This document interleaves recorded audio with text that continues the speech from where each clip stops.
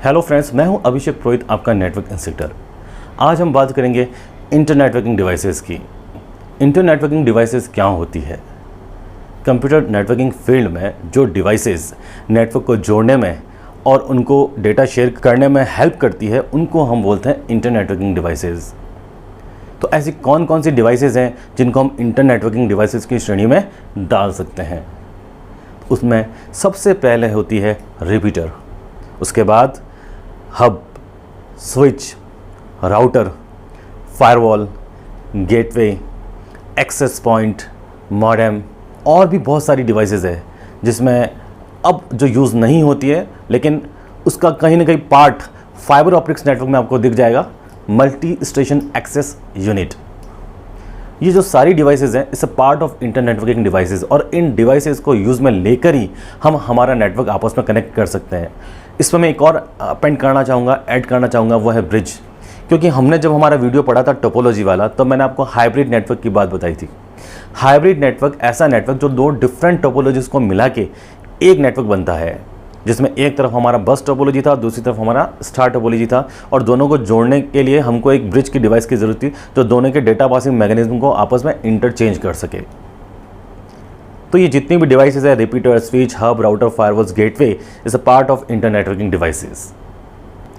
तो चलिए इसी श्रेणी में सबसे पहले हम बात करते हैं रिपीटर की। रिपीटर क्या होता है? जैसे कि इसके नाम से ही पता है कि रिपीटर का मतलब होता है सिग्नल्स को रीजनरेट करना। क्योंकि हमारे पास में दो मीडियम हो सकते हैं कम्युनिकेशन के लिए, पहला वायर्ड और दूसरा वायरलेस।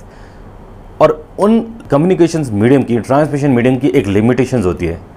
अगर मैं केबल की बात करूं, केबल के अंदर डेटा जो होता है वो सिग्नल्स की फॉर्म में होता है, तो वो सिग्नल्स कितनी डिस्टेंस तक कैरी करेगा वो उसका एटेन्यूएशन पॉइंट होता है। जहां मैंने बताया था आपको पहले वीडियो में कि जहां पे केबल का सिग्नल्स जा सकता है, गो थ्रू कर सकता है, जहां पे उसके सिग्नल्स जाके वीक हो सकते हैं, उसका जो सर्टेन पॉइंट होता है, that is called attenuation point.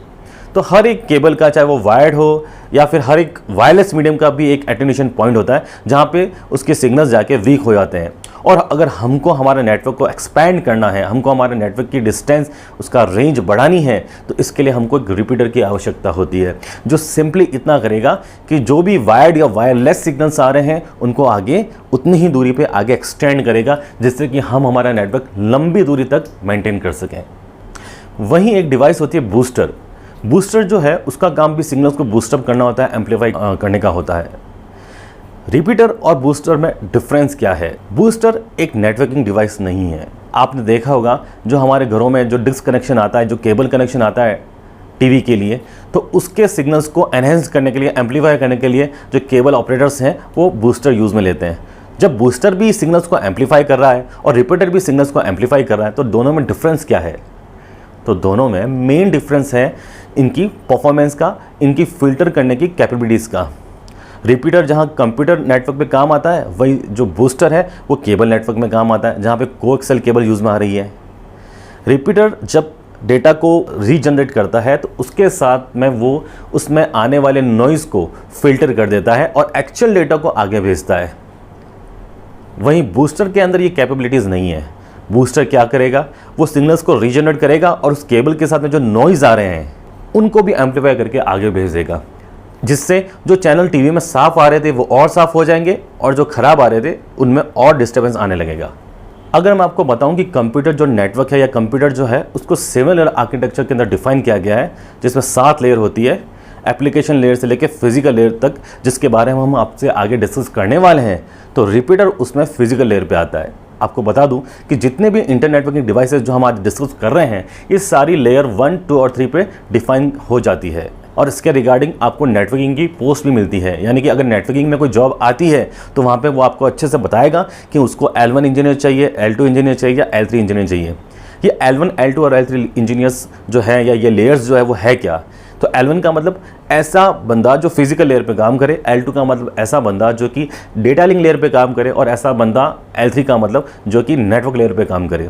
In layer को हम आगे फर्दर भी डिस्कस करेंगे अच्छे से, लेकिन यहाँ पे बताने का मतलब यहाँ पे ये है कि अगर रिपीटर की बात करूँ तो वो एक ऐसी डिवाइस है जो कि L1 पे काम करती है, जो फिजिकली कनेक्टिविटी के काम में आ रही है। इसी श्रेणी में जो दूसरी डिवाइस है वो है हब। हब एक ऐसी डिवाइस है जो कि स्टार टोपोलॉजी नेटवर्क में काम आती है। जिसका मेन और सोल पर्पज़ है सारे सिस्टम को आपस में कनेक्ट करना। वहीं स्विच का काम भी यही है, लेकिन हब और स्विच की परफॉर्मेंस में रात दिन का अंतर है। बात करते हैं सबसे पहले हम हब की। हब क्या करता है? तो हब का काम है ब्रॉडकास्टिंग करना, क्योंकि हब के पास इंटरनली ऐसा कोई मैकेनिज्म नहीं है जहां पे वो सारे एड्रेस के नेटवर्क में जितने भी सिस्टम्स लगे उनके एड्रेस को, चाहे वो आईपी एड्रेस है चाहे वो मैक एड्रेस है, उनको स्टोर करके रख सके। उसका मतलब उसके पास एड्रेसिंग के नाम पे कुछ भी नहीं है, या ऐसा कोई मैकेनिज्म नहीं है जहां पे वो एड्रेस को स्टोर करे। और अगर वो एड्रेस को स्टोर नहीं कर रहा है, उसके पास में एड्रेसिंग का डेटाबेस नहीं है, चाहे वो आईपी है या मैक एड्रेस है, तो उसका मतलब एनी टाइम जब भी पूरे नेटवर्क के अंदर एक सिस्टम से डेटा आएगा तो वो रेस्ट ऑफ सिस्टम पे ब्रॉडकास्ट कर देगा उसके डेटा को, और इससे नेटवर्क में हर समय ब्रॉडकास्टिंग होगी और कंजक्शन बढ़ेगा। ब्रॉडकास्टिंग और कंजक्शन होने से हमेशा नेटवर्क के अंदर ट्रैफिक क्रिएट होता रहेगा। ये तो तब हो रहा है जब एक सिस्टम को कम्युनिकेशन करना है, और आप सोचें जब मल्टीपल सिस्टम को आपस में मल्टीपल कनेक्टिविटी मेंटेन करनी है, डेटा शेयर करना है, तो कितना ब्रॉडकास्ट होता है। तो सिंपल है, हब एनी टाइम ब्रॉडकास्ट करती है। और एक चीज़ जो इसका सिग्नल मोड होता है, ये वो हाफ डुप्लेक्स पे काम करता है। मैं आपको बताता चलूं कि यहाँ पे 3 तरह के सिग्नल मोड होते हैं। पहला सिंप्लेक्स, दूसरा हाफ डुप्लेक्स और तीसरा फुल डुप्लेक्स। सिंप्लेक्स का मतलब एक ऐसा मीडियम जिसके अंदर सेंडर भेज रहा है और रिसीवर सिर्फ रिसीव करेगा, वो वापस रिप्लाई नहीं कर पाएगा, जैसे कि रेडियो नेटवर्क। हाफ डुप्लेक्स का मतलब एक ऐसा नेटवर्क जिसमें सेंडर और रिसीवर दोनों भेज सकते हैं एक दूसरे को data, but at a time. या तो वो भेजेगा या वो रिसीव करेगा, यानी कि वॉकी टॉकी सिस्टम। और फुल डुप्लेक्स का मतलब एक ऐसा नेटवर्क जिसमें at a time sender send भी कर रहा है और एट ए टाइम वो रिसीव भी कर रहा है, यानी कि मोबाइल नेटवर्क या कंप्यूटर नेटवर्क। तो हब जो है वो एक ऐसी डिवाइस है जो हाफ डुप्लेक्स पे काम करती है। उसका मतलब अगर हब का एक पोर्ट किसी से डेटा रिसीव कर रहा है तो एट ए टाइम किसी दूसरे को डेटा सेंड नहीं कर सकता, लेकिन स्विच ऐसा कर सकता है। तो हब की एक लिमिटेशन थी, एक तो वो ब्रॉडकास्ट पे काम कर रहा था, उसके पास में एड्रेसिंग मैकेनिज्म स्टोर करने का कोई ऑप्शन नहीं था। दूसरा, वो हमेशा हाफ डुप्लेक्स पे काम कर रहा था, जिसका मतलब उसका नेटवर्क हमेशा स्लो रहेगा। और हब अमूमन 4 या 8 पोर्ट की अवेलेबल थी। आजकल जो बाजार में हब मिलती है वो यूएसबी पोर्ट की मिलती है, पहले जो मिलती थी वो RJ45 पोर्ट की अवेलेबल होती थी। अगर हमको घर के अंदर या ऑफिस के अंदर सिंपली एक लैपटॉप या 2 लैपटॉप आपस में या डेस्कटॉप आपस में 3-4 डिवाइसेस को जोड़ना है तो हब उनके लिए बेटर ऑप्शन है। तो इसका मतलब हुआ कि हब भी लेयर 1 पे काम करती है, और लेयर 1 यानी कि फिजिकल लेयर पे, चाहे वो रिपीटर काम कर रहा है चाहे वो हब काम कर रही है, वहाँ पे डेटा जो होता है वो सिग्नल्स के फॉर्म में होता है।